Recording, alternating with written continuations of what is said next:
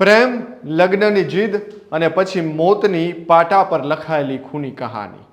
ગોંડલમાં એક એવી ઘટના સામે આવી છે જેને સમગ્ર સૌરાષ્ટ્રને હચમચાવી દીધું છે. 25 વર્ષના પ્રેમી પર આરોપ છે કે તેણે પોતાની 45 વર્ષની પ્રેમિકાને ચાલતી ટ્રેન નીચે ધક્કો મારી મોતને ઘાટ ઉતારી છે. શરૂઆતમાં અકસ્માત માનવામાં આવેલી આ ઘટનાએ હવે હત્યાનું રૂપ ધારણ કર્યું છે. ત્યારે રેલવે પોલીસે હત્યારા પ્રેમીની ધરપકડ કરી છે. નમસ્કાર, હું મયુર. સ્વાગત છે આપનું સ્વરાજમાં. રાતનો અંધકાર, સુમસામ રેલવે ટ્રેક અને બે પ્રેમીઓ વચ્ચે ઉગ્ર બોલાચાલી. ઘટનાની રાત્રે પ્રેમી અને પ્રેમિકા બંને રેલવે સ્ટેશન ખાતે મળ્યા હતા તેમજ વાતચીત કરતા કરતા રેલવે ટ્રેક તરફ પહોંચી ગયા. પરંતુ પ્રેમની વાતો થોડા જ પળોમાં ઝઘડામાં બદલાઈ ગઈ. વાતચીત કરતા કરતા રેલવે ટ્રેક તરફ પ્રેમી પંખીડા જઈ રહ્યા હતા, પરંતુ પ્રેમની વાતો થોડા જ પળોમાં ઝઘડામાં બદલાઈ ગઈ. એટલામાં ટ્રેન નજીક આવી રહી હતી અને એ જ ક્ષણે પ્રેમીએ પ્રેમિકાને ટ્રેન તરફ ધક્કો મારી દીધો હતો, જેના કારણે મહિલા ગંભીર રીતે ઇજાગ્રસ્ત થઈ હતી તેમજ સ્થળ પર જ તેનું મૃત્યુ નિપજ્યું હતું. સમગ્ર મામલાની જાણ ત્યારે રાજકોટ રેલવે પોલીસને થતાં તાત્કાલિક અસરથી ઘટના સ્થળ પર પહોંચી અને મૃતક મહિલાની લાશને પોસ્ટમોર્ટમ અર્થે ખસેડી હતી. મૃતકની ઓળખ ગોંડલના વોરાકોટડા રોડ પર એકલા રહીને કેટરિંગનું કામ કરતા 45 વર્ષીય મંજુલાબેન વિનુભાઈ બારૈયા તરીકે થઈ હતી. ફોરેન્સિક પોસ્ટમોર્ટમ રિપોર્ટમાં ઈજાઓ અકસ્માતથી અલગ અલગ હોવાનું ખુલતા પોલીસે હત્યાનો ગુનો નોંધી તપાસ તેજ કરી હતી. સ્થળ પરથી પોલીસને એક પર્સ મળી આવ્યું હતું, જેમાં મહિલાનો મોબાઈલ અને તેના સંબંધીઓના મોબાઈલ નંબર મળી આવતા પોલીસે મૃતક મહિલાના પરિવારજનોનો સંપર્ક કર્યો હતો.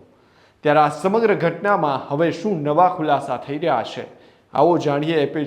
ત્યારે આ સમગ્ર ઘટનામાં શું નવા ખુલાસાઓ થયા છે અને પોલીસ શું કહી રહી છે, આવો જાણીએ. ગઈ તારીખ 4/8/26ના વહેલી સવારે ગુંદાળા ફાટક ગોંડલ પાસે રેલવે ટ્રેક પાસે એક અજાણી મહિલાની લાશ મળેલી, જેને અનુસંધાને ગોંડલ બી ડિવિઝન પોલીસના માણસોએ એમ્બ્યુલન્સમાં લાશને ગોંડલ સિવિલ હોસ્પિટલમાં લઈ ગયેલા હતા.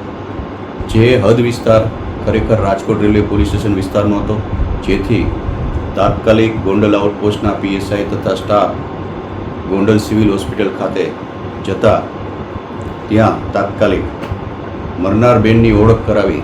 મરનારબેનનું નામ મંજુબેન, વાઇફ ઓફ વિનુભાઈ બારૈયા, ઉંમર વર્ષ 44ના, પોતે ગોંડલ વોરાકોટડા રોડ ઉપર રહેતા હોય, જેની ઓળખ થતાં તાત્કાલિક એડીનો બનાવ જાહેર કરી, જેને અનુસંધાને મહિલા બેનનું ઇન્ક્વેસ્ટ પંચનામું કરતા જેમાં તેના માથાના ભાગે તથા બંને હાથમાં ઈજાઓ થયેલ હોય, જે શંકાસ્પદ જણાતા તાત્કાલિક રાજકોટ ફોરેન્સિક વિભાગ સિવિલ હોસ્પિટલ ખાતે તેનું પીએમ કરાવવામાં આવેલ બાદ આ બાબતે એસપી સાહેબની સૂચના આધારે બનાવના મૂળ સુધી પહોંચવું ખૂબ જરૂરી હોય, જેથી રાજકોટ રેલવે પોલીસ સ્ટેશનના પીએસઆઈ વાળા તથા પીએસઆઈ જાડેજાની અલગ અલગ ટીમો બનાવી ડી સ્ટાફને સદરુ બેનના રહેણાંક મકાન તથા ગોંડલ રેલવે સ્ટેશન આજુબાજુના વિસ્તારમાં જ્યાંથી બહેનની લાશ મળેલી તે વિસ્તારમાં કેમેરા ચેક કરવા માટે બનાવેલી ટીમ, જેને અનુસંધાને આગલી રાતે સદરુ બેનની સાથે એક અજાણ્યો ઈસમ જોવામાં આવેલો, જેથી તાત્કાલિક બેનના પરિવારમાં તેની જે દીકરી છે પાયલબેન, તેમને આ બાબતે પૂછતા તેમણે એવી વાત કરેલી કે આ જે ઈસમ છે એનું નામ પ્રકાશ કિશોરભાઈ સોલંકી, જે ભગવતપુરા ગોંડલનો રહેવાસી છે અને છેલ્લા 2-3 વર્ષથી સદરુબેન મંજુબેન સાથે તેને પ્રેમ સંબંધ છે. મંજુબેન પોતે પોતાના પતિથી અલગ રહે છે, એકલવાયુ જીવન જીવે છે અને ઘણા સમયથી આ પ્રકાશ સાથે તેને ઝઘડાઓ પણ થાય છે.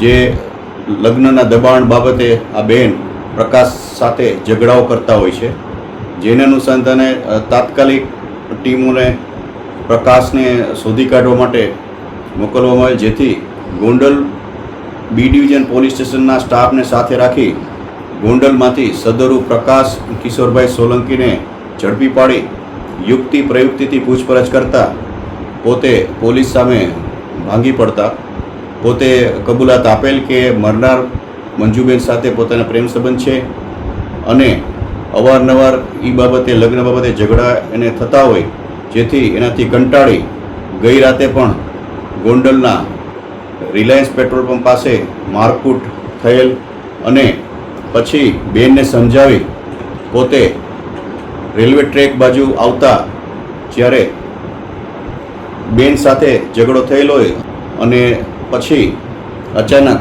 આ પ્રકાશને એવો વિચાર આવેલો કે સામેથી ટ્રેન આવે છે તો આ બેનને સમજાવી ત્યાં લઈ ગયા ટ્રેક પાસે અને ચાલુ ટ્રેનમાં સાઈડમાંથી બેનને ધક્કો મારતા આ બેન ટ્રેન સાથે ભયંકર અથડાતા તેને માથામાં તથા હાથમાં ગંભીર ઈજાઓ થયેલ છે અને એનું મોત નીપજેલ છે, જેથી આ બાબતે સદરુ એડીનો બનાવ મર્ડરમાં કન્વર્ટ થયેલ છે, જેથી રાજકોટ રેલવે પોલીસ સ્ટેશનમાં તાત્કાલિક મર્ડરનો ગુનો દાખલ કરી તપાસ સંભાળતા સદરુ આરોપીને અટક કરવા ઉપર અને બનાવને અનુસંધાને પુરાવા મેળવવા ઉપર અને આરોપીના કોર્ટમાંથી નામદાર કોર્ટમાંથી પોલીસ રિમાન્ડ મેળવવા ઉપર હાલની તપાસ ચાલુ છે.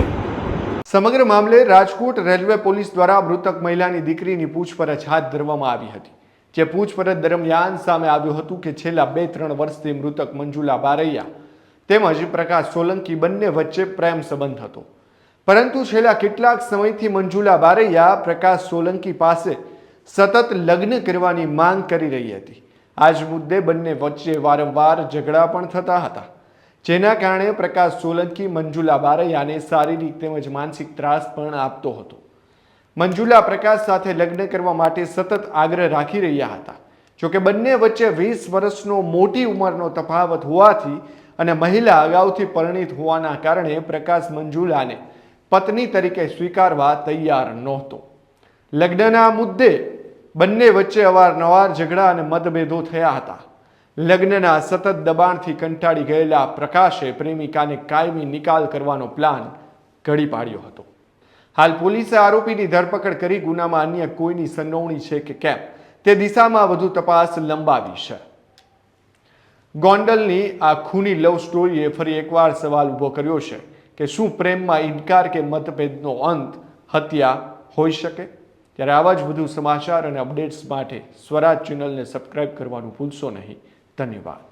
ખેડૂત ભાઈઓ છે ખેતરમાં ડ્રોન ઉડાવતા હોય છે ત્યારે આપણે એક પ્રશ્ન સતાવતો હોય છે કે જે આપણે અત્યાર સુધી જીપીએસ ટેકનોલોજી વાળા ડ્રોન વાપર્યા છે, જેથી કરીને મોબાઈલ ટાવર છે અથવા તો હાઈ ટેન્શન લાઇન પસાર થતી હોય, કોઈ વૃક્ષો હોય, ત્યારે જે જીપીએસ ટેકનોલોજી વાળા ડ્રોન છે એમાં ટકરાય અને ટ્રેસ થાય છે.